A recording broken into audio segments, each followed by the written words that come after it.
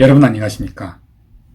또 눈 깜짝하는 사이에 일주일이라는 시간이 파뜨가고 다 지나가 버렸군요. 4월입니다. T.S. 엘리엇의 그 유명한 장시 황무지, 그 황무지에서 또 더 유명한 한 구절, 4월은 가장 잔인한 달. 여러분들 보시기에 그 가장 잔인함을 어느 이 대한민국에서 다른 누구보다도 가장, 그리고 제일 뼈저리게 느끼고 있을 자가 누굴까요? 제가 오늘 논평은 가급적 빨리 끝내도록 하겠습니다. 가능하면 한 10분 안에 마치도록 하죠. 오늘이 벌써 4월 1일이니까 아마 오늘 저희 논평이 편집되어서 유튜브에 오르게 될 쯤에는 4월 2일이 될 텐데, 어제까지 한국갤럽이 실시한 3월 5주차 여론조사를 한번 보십시오.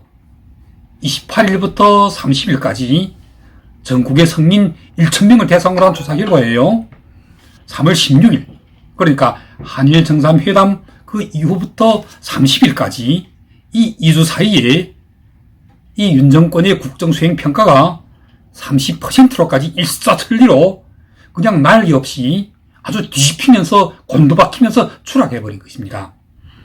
비행기가 추락할 때 그나마 날개라도 붙어 있으면 비록 추락은 하더라도 아주 유연하게 아름다운 포물선이라도 그릴 수가 있는데, 이건 지금 엔진이 멎었고 날개까지도 다 떨어져서 날아가 버린 것이 아닙니까? 그러니까 마구 뒤집히면서 곤두박히면서 지금 추락하고 있는 거예요. 긍정평가, 부정평가 일리가 모두 외교입니다. 특히 한일 외교. 제가 이미 지난번 논평 때 이런 말을 했던 적 있잖아요. 자기 지지율은 깡통인 주제에 일본 가서 뭘 하고 왔느냐면 오므라이스에 폭탄주나 처마시고 해놓은 일이라고는 그 나라 수상이 지지율만 잔뜩 올려주고 돌아온 것 말고 또 뭐가 있냐고 말입니다. 기시다 후미오, 이 일본 총리 지지율이 윤석열 덕분에 지금 얼마까지 치고 올랐는지 아십니까? 어제까지 벌써 50% 선에 접근했습니다. 48%한 치고 올라왔다지 않습니까? 정말 폭통이 터질 노릇이 아닙니까? 그나마도 언론들은, 그러니까 우리나라 언론들은 그래도 좀 체면은 지켜주느라고 이렇게 표현해요. 현찰 주고 엄만 받아왔다. 아니, 잘못 말했군요. 현찰 주고 엄도 못 받아왔다고 그래요. 오히려 거꾸로 위안부, 독도, 교과서 이런 한 가지 역사 왜곡이 뒤통수만 얻어맞고 돌아온 것 아닙니까? 어디 그뿐입니까?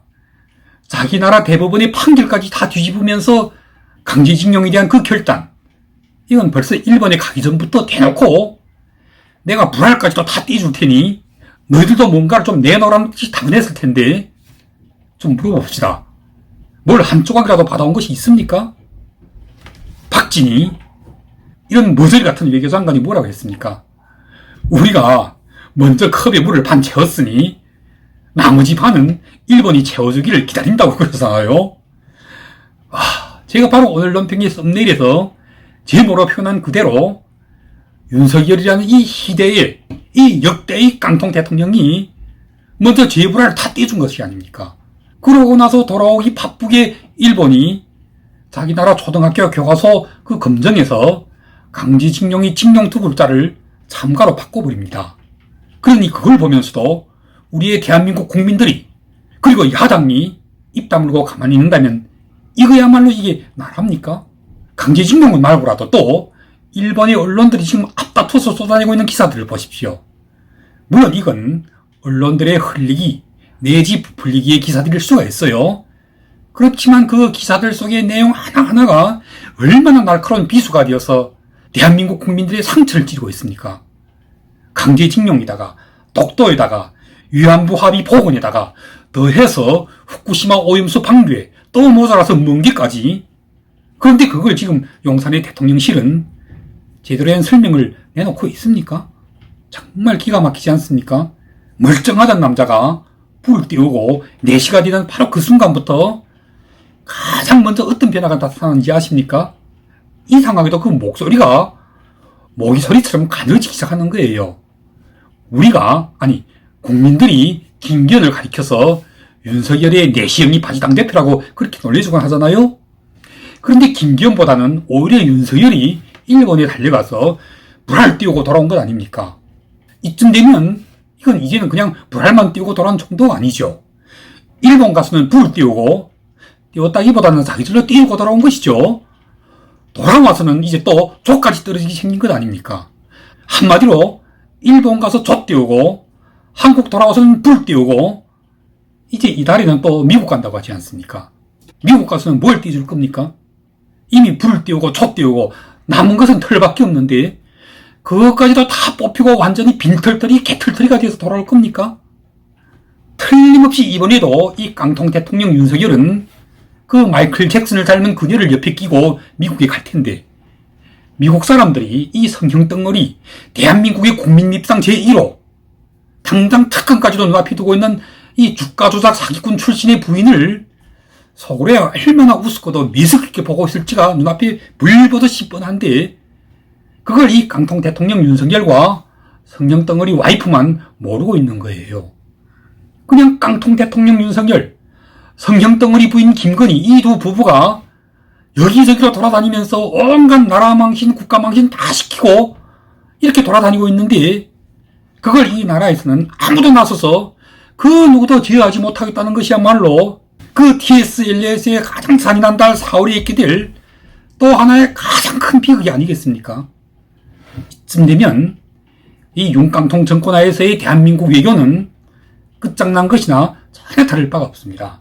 이미 일본에 가서 불 띄우고 한국 돌아와서는 조 띄우고 다시 또 미국 가서는 털까지 다 뽑혀가지고 돌아올 텐데 아직도 남아있는 중국과의 외교 문제는 또 어떻게 해결할 겁니까? 틀림없이 중국과 완전히 반목하고 나면 그때가 되면 이건 그냥 조 띄우고 불 띄우고 털 뽑히는 선에서 끝날 문제가 아니거든요. 직방 면상으로 주먹이 날아들기 아니면 뒤통수로 몽둥이가 날아들 텐데 안에서는 국민들의 지지율이 받쳐주지 않고 있고 바깥에서는 일본과 미국이 떼물 건 다 떼먹고 나서 그냥 입만 쓱 나앉게 될지도 몰라요.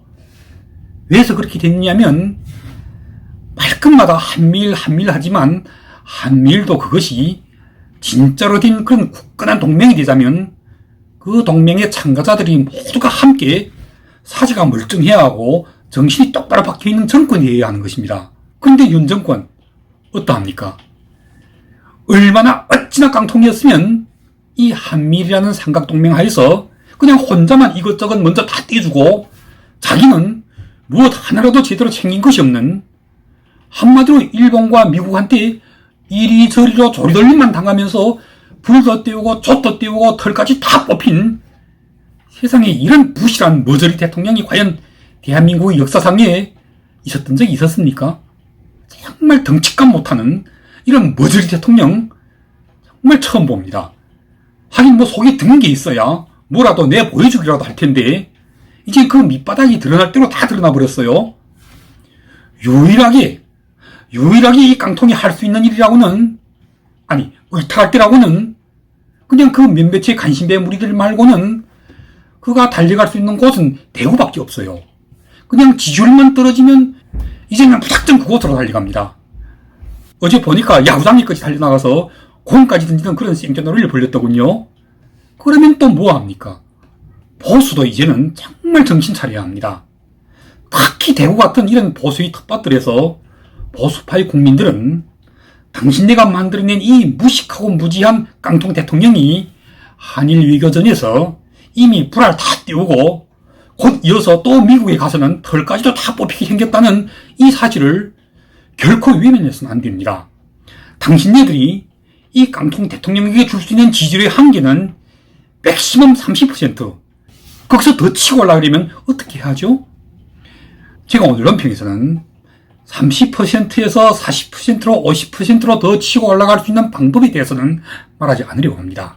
그냥 그 30%에서 더 이하로 20%로까지 떨어지지 않으려면 어떻게 해야 하는지에 대해서 단 한 가지만 정말 진심으로 팁을 드리려고 합니다.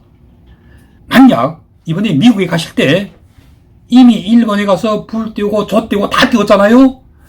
남은 건 털밖에 없을 텐데 그것마저도 아주 깔끔하게 싹쓸이 당하지 않으려면 제발 그 잘난 성형덩어리, 그 잘난 마이클 잭슨 닮은 그녀를 곁에 끼고 데리고 가지 마십시오. 간신배들이 당신이 주변에서 그 김건희를 가리켜 최고의 미인이라고 발라맞추는 그런 가뭄 리설이 취해서 세상에 미석기를 잃을 데 없는 이런 성령덩어리 그녀를 진짜로 최고의 미인인 줄 착각하고 그것이 얼마나 나이와 신분과 채통에 어울리지 않는지를 정말 자각하셔야 합니다. 이미 그동안 그 여러 차례의 외교 순방에서 밤마다 이 성령덩어리 김건희가 까먹은 지지율이 증명하고 있다시피 윤석열 외교의 그 사실상 최고의 저격수는 다름 아닌 바로 당신의 부인 김건희라는 사실을 파악하셔야 합니다. 틀림없이 곧 있게 될 방미 외교에서도 김건희는 깡통 당신에게 100% 마이너스로 작용하면 작용했지 절대로 단 1마리 긍정적인 효과도 가져오지 못할 것입니다. 오늘 논평은 제가 여기서 마치도록 하겠습니다. 오늘 논평의 내용을 이런 2페이지하면 이미 제가 제목에서 밝혀드린 그대로 공동정부 사기꾼 윤석열과 연포탕 사기꾼 김기현의 한일외교 총평 및 한미외교 전망은 다음과 같이 한 줄로 정리합니다. 이미 일본 가서 불 띄웠고 한국 와서 촛 띄웠고 미국 가서는 털까지 뽑히게 생겼다 이겁니다. 그런데 이미 띄운 것은 띄웠다 치고 어쩔 수 없더라도 아직까지는 털이 남아있잖아요. 그거라도 꼭 지키시기 바랍니다. 그럼 감사합니다. 다시 또 찾아뵙겠습니다.